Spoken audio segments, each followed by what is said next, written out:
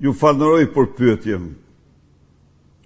Deklaratat e monstrës, e ministrës monstër të Beogradit,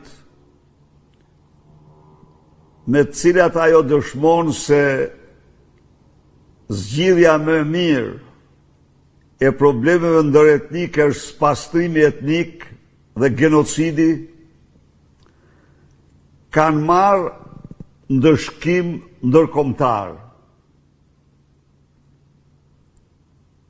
Kanë reaguar fuqishëm Komisioni Evropian në zëdhënësin e saj. Ka reaguar për hir të vërtetës edhe sekretarja edhe komisionerja për zgjerimin zonja Kos. Ka reaguar fuqishëm zëdhënësi Foreign Office, Ministrisë Jashtme Britanike,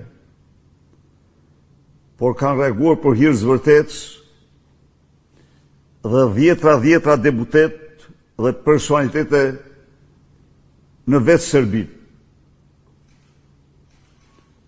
Republika e Kosovës e ka shpallur nën grata. Edi Rama dhe zëdhënësi i turpit Ministrinë e Jashtme kanë heshtur si fije e barit, dhe jo vetëm heshtur. Por Edi Rama deklaroi se nuk mund të përfshihet në histerizëm asaj një çyryk flet këto apo ato. Edi Rama është një sklav, një vasal i Vučićit.